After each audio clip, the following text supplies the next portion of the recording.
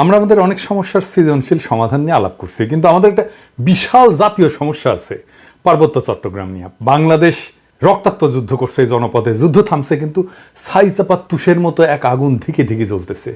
পাহাড় আর সমতলের জনগোষ্ঠীর মধ্যে সন্দেহ আর অবিশ্বাসের বাতাস লঘু হইয়া যায় নাই। আমি মাঝে মাঝে ভাবি, যারা রাষ্ট্র চালায় তারা কি আদৌ সমস্যাগুলো নিয়ে ভাবেন? কিভাবে এটা সমাধান করা যায় এটা নিয়ে ভাবেন? ভাবলে, আন্তরিকভাবে চেষ্টা করলে তো এই সমস্যা একেবারে দূর না হোক, অনেকটা তো সহনীয় করে ফেলা যায়। রাষ্ট্র সবসময় অপদার্থরা চালায়, তাই কখনো আমরা ভাবতেই পারি না সমস্যাকে দূর করতে হলে কি কি কাজ করতে হবে, কিভাবে সৃজনশীলভাবে সমস্যার সমাধান করতে হবে। আজ আমি পার্বত্য চট্টগ্রাম ইস্যু নিয়ে আলাপ করব। আমার আলাপে সব সমস্যার সমাধান থাকবে না, তবে অন্তত একটা বড় সমস্যার সমাধানের বিষয়ে আলাপ করব। আশা করি বাংলাদেশের আপামর জনসাধারণ, সমতল এবং পাহাড়ের জনগণ আমার এই আলাপটাকে গ্রহণ করবেন। আসেন আল্লাহর নামে শুরু করি। এখন আলাপ হইতেছে আদিবাসী না উপজাতি এই বিষয় নিয়ে। আমি এই আলাপে এখনই ঢুকবো না, একটু টাচ করব আমার এপিসোডের একদম শেষ দিকে। আমার মতে সমস্যার মূলটা এই জায়গায় না, মূলটা মূলত দুইটা জায়গায়, একটা স্থানীয় আর একটা আন্তর্জাতিক।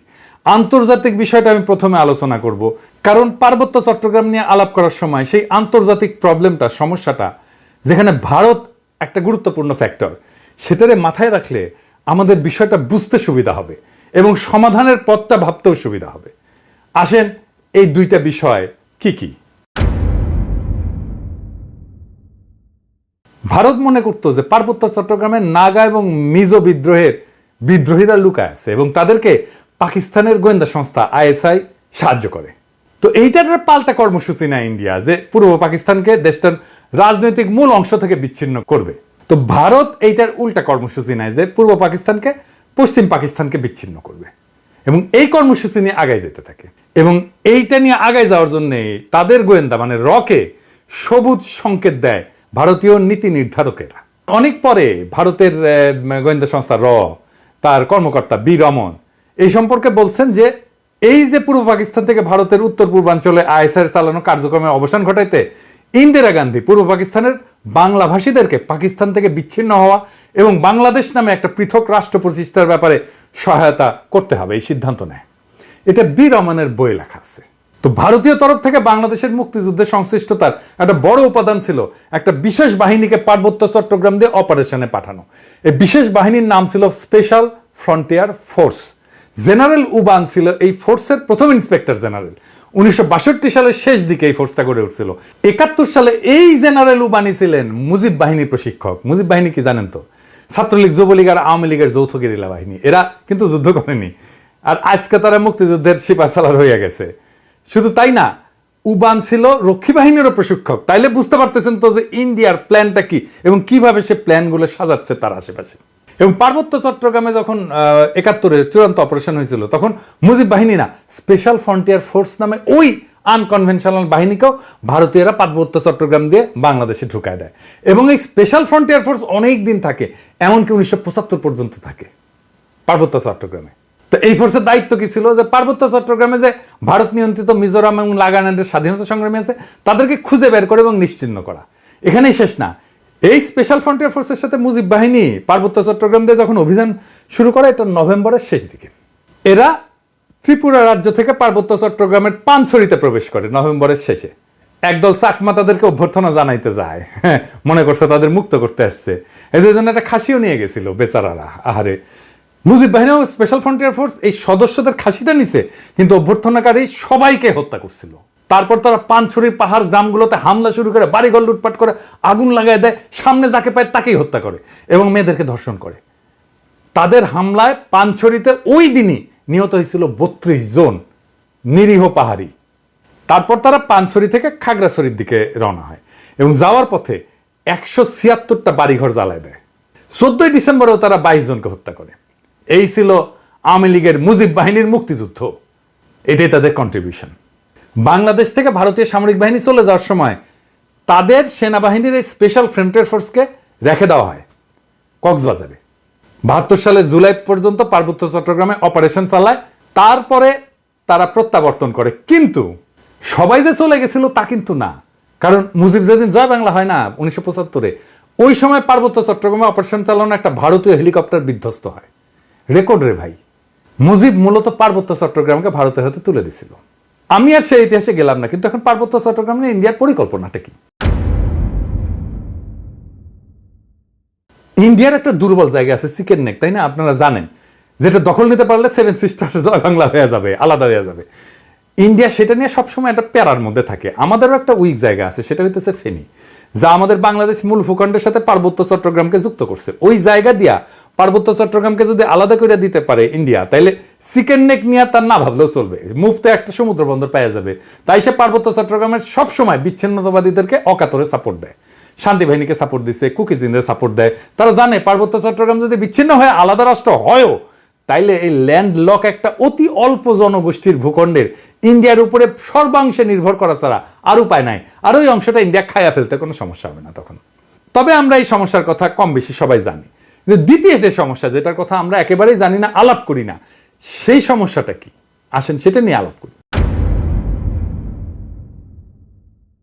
এটা খুবই জটিল এবং কম আলোচিত সমস্যা। এই প্রসঙ্গে আমি আর একটা আলোচনা করে নিই, আপনাদের বুঝতে সুবিধা হবে। হংকং আর চায়না মেনল্যান্ড, এই দুইটা ভূখণ্ড কিন্তু একই দেশের হইলে সিস্টেম আলাদা, অর্থনৈতিক সিস্টেম আলাদা। হংকং অশান্ত না? আপনি একই দেশের দুইটা সিস্টেম করলে সেটা অশান্তির একটা বীজ হয়ে থাকে, যদি খুব ভালোভাবে ম্যানেজ করা না যায়। কারণ দেশ বা রাষ্ট্র একটা শরীরের মতো, এটার একটা রাজনৈতিক অর্থনৈতিক সংহতির দরকার পড়ে। ইকোনমিক সিস্টেম আলাদা হইলে রাজনৈতিক সংহতি রক্ষা করা দূর হয়ে যায়। কেন? মার্কস বলছেন যে রাজনীতি হচ্ছে অর্থনীতির একটা ঘনীভূত রূপ। অর্থনীতি যেমন, সেটাই রাজনীতি হইয়া দেখা দেয়। কথাটা খুবই সত্য কথা। একটা দেশের ইকোনমি যেমন, তার রাজনীতিটাও তেমন। এটা নিয়ে পরে আবার বিস্তারিত আলাপ করা যেতে পারে, কিন্তু আপাতত আজকাল আলাপের জন্য এইটুকু জানলেই চলবে। পার্বত্য চট্টগ্রামের ইকোনমি কি আলাদা? হ্যাঁ, আলাদা।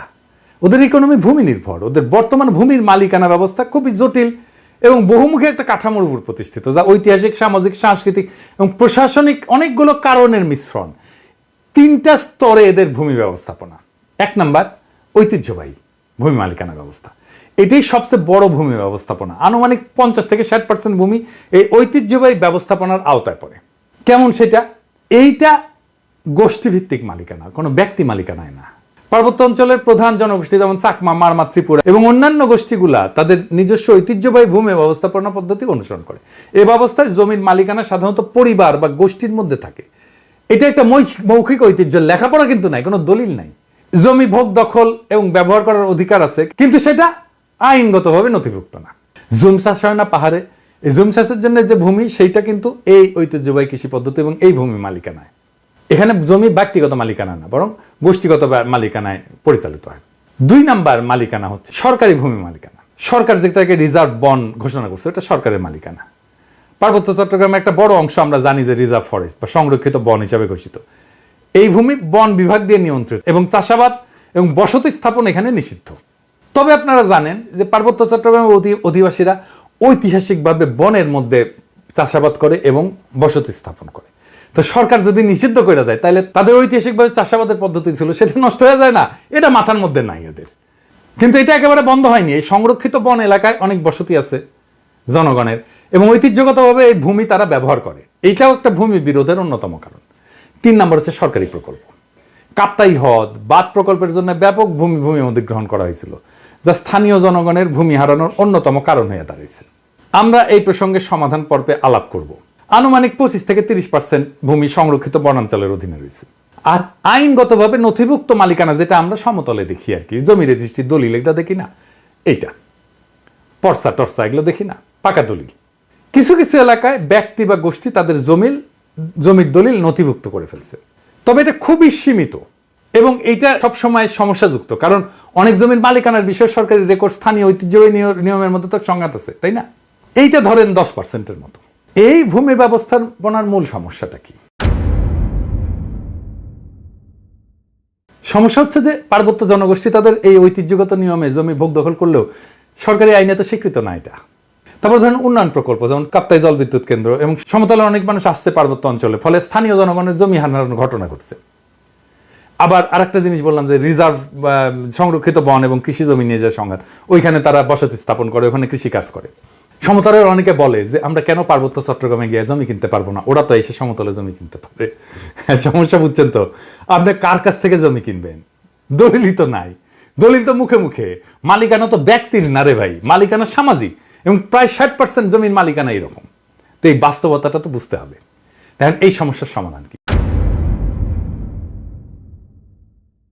ওয়ান কান্ট্রি টু সিস্টেম ব্যবস্থা আমাদের চালাইতে হবে ততদিন পর্যন্ত যতদিন না ব্যাপক সংখ্যাগরিষ্ঠ পাহাড়িরা এই সিস্টেম বদলানোর জন্য দাবি না করে।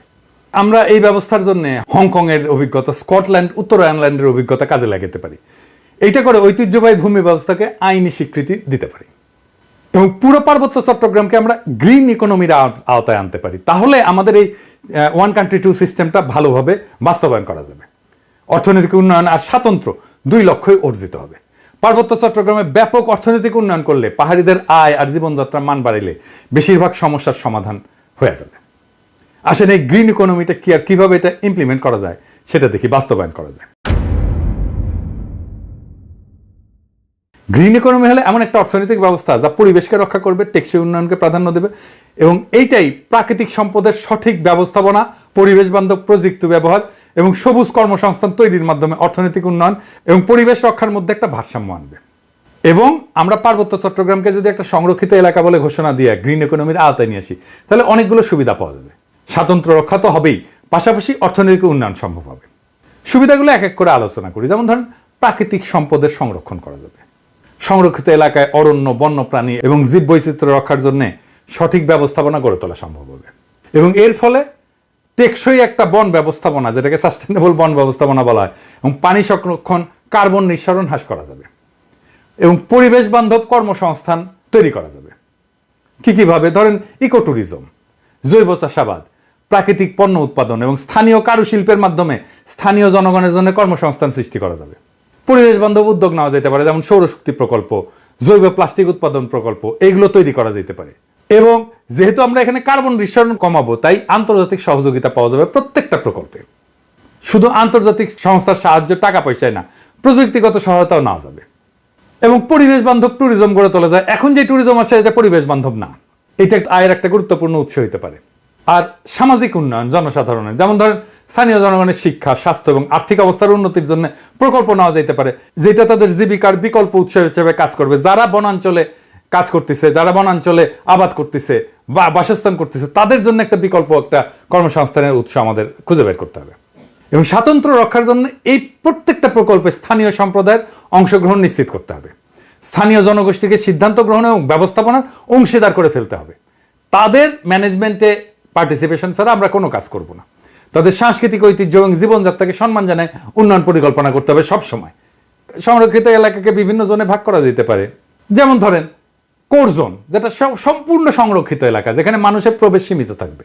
বাফার জোন, যে কিছু নিয়ন্ত্রিত কার্যক্রম, যেখানে ইকো ট্যুরিজমটা চালাবো। আমরা ইকো ট্যুরিজম সব জায়গায় চালাইতে দেবো না এবং এখানে গবেষণাও করব।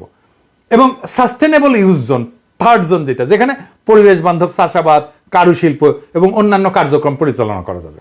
এবং একটা কঠোর আইন, পরিবেশ সুরক্ষা আইন লাগবে ওইখানে। সংরক্ষিত এলাকায় বৃক্ষ নিধন, শিকার এবং দূষণ কঠোরভাবে নিষিদ্ধ করতে হবে এবং আইন ভঙ্গ করলে দৃষ্টান্তমূলক শাস্তি ব্যবস্থা করতে হবে। এবং আমরা পুরো সিস্টেমটা ঠিক মতো চলতেছে কিনা এটার জন্য প্রযুক্তির ব্যবহার করব, ড্রোন লাগাবো, স্যাটেলাইট ইমেজ ব্যবহার করব, যে সংরক্ষিত এলাকায় সার্বক্ষণিক আমরা নজরদারি করব যে কেউ আমাদের এই পরিবেশের ক্ষতি করতেছে কিনা। এবং এই অঞ্চলে আমাদের একটা গবেষণা এবং ডকুমেন্টেশনের একটা শক্তিশালী সিস্টেম রাখতে হবে, যে সংরক্ষিত এলাকায় জীব বৈচিত্র্য, সম্পদ এবং পরিবেশগত অবস্থা নিয়মিত এটা ঠিক থাকতেছে কিনা, এটা নিয়মিত গবেষণার মাধ্যমে পর্যবেক্ষণ করা হবে। আর আসেন কাপ্তাই লেক এলাকা। এই যে কাপ্তাই লেকটা করা হয়েছে, জানেন এখানে কত মেগাওয়াট বিদ্যুৎ হয়? 230 মেগাওয়াট মাত্র। এটা গোটা বাংলাদেশের চাহিদার মাত্র 5%। এই যে 5% বিদ্যুৎ, তার জন্য কত বড় সমস্যা আমরা তৈরি করছি। আমরা যদি ঘোড়াশাল বিদ্যুৎ কেন্দ্রের কথা চিন্তা করি, ঘোড়াশাল বিদ্যুৎ কেন্দ্র 950 মেগাওয়াট বিদ্যুৎ উৎপাদন করে, তার মানে 4 গুণ এই কাপ্তাই লেকের চাইতে। তাইলে আমি এটা আসলে রাখবো কেন? এই কাপ্তাই বাঁধ ভেঙে দিয়ে আমরা জমি উদ্ধার করলে কি সমস্যা? এটা ভেবে দেখতে হবে। এটা নিয়ে আমাদের সিরিয়াস চিন্তা করতে হবে যে আসলে আমরা কাপ্তাই বাঁধটা রাখবো কিনা। একটা দীর্ঘস্থায়ী প্রবলেমের সমস্যার সমাধান করছে। কাপ্তাই লেক থাকবে না? কাপ্তাই লেকের দরকার কি? আমাদের তো দরকার নাই। দৃষ্টিনন্দন কাপ্তাই লেকের তো দরকার নেই। আমার যদি জমি উদ্ধার হয় ওইখানে, এই 230 মেগাওয়াট বিদ্যুতের দাম কত? আর আমরা যদি এই জমিটাকে ব্যবহার করতে পারি, কাপ্তাই লেকের নিচে ডুবে যাওয়া জমিটা যদি উদ্ধার করতে পারি, তাহলে এই জমিতে আমরা কি পরিমাণে অর্থনৈতিক ব্যবস্থাপনা করতে পারবো, অর্থনৈতিক সুবিধা পাবো, অর্থনৈতিক লাভ করতে পারবো, এটা একটা স্টাডি হইতে পারে। আমি এটা ধারণাটা দিলাম। যদি মনে করেন যে স্টাডি করে যদি দেখা যায় যে ওইখানে অর্থনৈতিক সুবিধা যেটা সেটা অনেক অনেক বেশি এই কাপ্তাইয়ের 230 মেগাওয়াটের বিদ্যুতের চাইতে, তাহলে কাপ্তাই বাদ আমাদের রেখে লাভ কি? এটা ভেঙে দেওয়া যেতে পারে। আমার মনে হয় যে কাপ্তাই বাদ যদি ভেঙে দেওয়া যায় তাহলে আমাদের বেটার ইকোনমিক বেনিফিট আমাদের আসবে। এবার আসেন আদিবাসী ধারণা নিয়ে আমার চিন্তাটা বলি, কেন এইটা অদরকারি আলাপ, কেনই বা সমতলের মানুষ এই চিন্তাটা পছন্দ করে না। সমতলের মানুষ আদিবাসী ধারণা নিয়ে কি মত পোষণ করে সেটা বলার আগে বোমাং রাজা কি ধারণা পোষণ করে সেটা শুনি। আসেন শোনেন, ওনার কথাই শোনেন। আমার নাম অংশটু চৌধুরী। আপনারা বলেন আমরা actually we are not tribal, আমরা আদিবাসী নয়। আমরা ছিলাম বার্মাতে। কারকারের সম্রাট মাংরাজগিরি, উনি বোমাং রাজাকে 1614 সালে সরকার গভর্নর অফ চিটাগং, টেকডম রাজার গভর্নর ছিল। Fifth man entered into Chittagong Hills, বর্ধমানে, বোমাঙ্গের কমলাপুর 1727 সালে। 283 বছর আগে আমরা এখানে যুক্তি। এই যে ইন্ডিজেনাস বা আদিবাসী শব্দটার অর্থ হইল এমন জনগোষ্ঠী বা সম্প্রদায় যারা কোনো নির্দিষ্ট ভৌগোলিক এলাকায় ঐতিহাসিকভাবে বসবাস করে আসতেছে, যারা সেই এলাকার আদি অধিবাসী এবং যাদের ঐতিহ্য সাধারণত ঔপনিবেশিক বা আধুনিক জনগোষ্ঠীর আগমনের পূর্বে গড়ে উঠছে। সহজ বাংলায় বললে ওই অঞ্চলের আদিবাসিন্দা। রেড ইন্ডিয়ানরা যেমন আমেরিকার আদিবাসিন্দা, আপনারা তো সেটা না পাহাড়ি ভাইরা। তারপরে যখন এই শব্দ ব্যবহার করার জন্য চাপাচাপি করেন তখন বাকি দেশের মানুষ এটাকে সন্দেহের চোখে দেখবেই। এটাও বুঝতে হবে। তারা জানে আদিবাসীরা যদি দাবি করে যে তাদের মানবাধিকার লঙ্ঘিত হচ্ছে, তাহলে আন্তর্জাতিক সম্প্রদায় তাদের আলাদা রাষ্ট্রের দাবিকে সমর্থন জানায়, সেই দাবিকে মেনে নিতে বাধ্য করতে পারে। আর আপনাদের তো জুম্মল্যান্ড সংক্রান্ত দাবি আছেই, আর ইন্ডিয়ার তো ফুসলানো আছেই, তাই না? এবং ইন্ডিয়া তো চায় এটাকে আলাদা করে নিয়ে একটা আলাদা তাদের মধ্যে খেয়ে ফেলতে। তো সন্দেহ তো যৌক্তিক। আপনারা যদি মনে করেন আদিবাসী শব্দটা আপনাদের আলাদা সুবিধা দেবে, আপনি বাংলাদেশ রাষ্ট্রের কাছে চান সেই সুবিধা, তাইলে আলাপ তো করা যেতেই পারে ওইটা নিয়ে। কিন্তু সে আলাপে না যায় যদি বলেন দেখিস আকাশে কি সুন্দর চাঁদ উঠিছে, তাহলে হবে। পাহাড়ে সবাই যেমন বিচ্ছিন্নতাবাদী না, এটা যেমন সত্য, তেমন সমতলের সবাই আপনাদের ব্যাপারে ইনসেনসিটিভ বা অসংবেদনশীল না, এটাও তেমন সত্য। তাই আসেন দুই পক্ষকেই বলি, সংঘাত আর অবিশ্বাসের কালকাটায় আমরা নতুন ইতিহাস গড়ি। হাসিনা বিরোধী লড়াইয়ে পাহাড়ি ভাই বোনেরা আমাদের কাঁধে কাঁধ মিলায় লড়াই করছেন। আমরা এই ঐতিহাসিক ঐক্যকে সাথে নিয়ে আগায় যাই। আমরা এমন এক বাংলাদেশ গড়ে তুলি যার গর্বিত মালিক হবে হিন্দু, মুসলমান, পাহাড়ি, সমতলী, চাকমা, বাঙালি সকলেই। বৈচিত্র্যের মধ্যে আমরা গড়ে তুলব এক মহান ঐক্য, এক নতুন বাংলাদেশে, যে বাংলাদেশের স্বপ্ন দেখেই জুলাই আগস্টের হাজারো শহীদেরা চোখ মুছছিল, শেষ নিদ্রায় গেছিল। আসেন আমরা সেই স্বপ্নকে বাস্তব করে তুলি। ইনকিলাব জিন্দাবাদ।